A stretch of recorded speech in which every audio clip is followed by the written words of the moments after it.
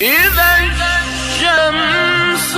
كورت وإذا النجوم انكدرت وإذا الجبال